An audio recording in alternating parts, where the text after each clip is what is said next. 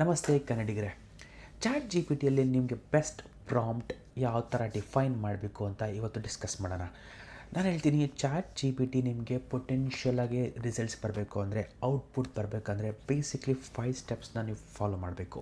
First step ಬಂದುಬಿಟ್ಟು ನೀವು roll.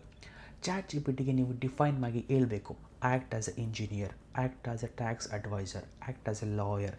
ಈ ಥರ ಒಂದು ನೀವು ಅದಕ್ಕೆ ರೋಲ್ನ ಡಿಫೈನ್ ಮಾಡಿದ್ರೆ it acts as a profession.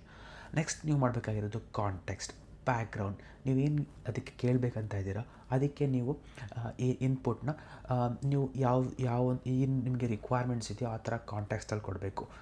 Third ಬಂದುಬಿಟ್ಟು ನಿಮ್ಮದು ಸ್ಪೆಸಿಫಿಕ್ ಇನ್ಸ್ಟ್ರಕ್ಷನ್ಸ್ ಕೊಡಬೇಕು. ಫಾರ್ ಎಕ್ಸಾಂಪಲ್, ನಿಮಗೆ ರಿಸಲ್ಟು ಟೇಬಲ್ ಫಾರ್ಮೆಟಲ್ಲಿ ಬೇಕಾ, ಅಥವಾ ಬುಲೆಟಿನ್ ಪಾಯಿಂಟಲ್ಲಿ ಬೇಕಾ, ಅಥವಾ ನಿಮ್ಗೆ ಯಾವುದಾದ್ರು ಒಂದು ಸ್ಪೆಷಲ್ ಗ್ರಾಫಿಕ್ ಡಿಸೈನಲ್ಲಿ ಬೇಕಾ, ಅದರದ್ದು ಒಂದು ಸ್ಪೆಷಲ್ ಇನ್ಸ್ಟ್ರಕ್ಷನ್ಸ್ ಕೊಡಬೇಕು. ಆಮೇಲೆ ಬರೋದು ಕನ್ಸ್ಟ್ರೈನ್ಸ್. ನಿಮಗೆ ಕೊಟ್ಟಿರೋ ಒಂದು ರಿಸಲ್ಟ್ಸ್ನ ಸರ್ಟೈನ್ ಲಿಮಿಟಲ್ಲಿ ಬೇಕಾ, ಸರ್ಟೈನ್ ವರ್ಡ್ಸಲ್ಲಿ ಬೇಕಾ ಅಂತ ನೀವು ಕನ್ಸ್ಟ್ರೈನ್ಸ್ ಇರಬೇಕು. ನೆಕ್ಸ್ಟ್ ಬರೋದು ಒಂದು tone.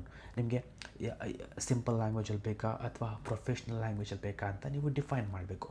So basically role, context, specific instructions, constraints ಮತ್ತು ಟೋನ್.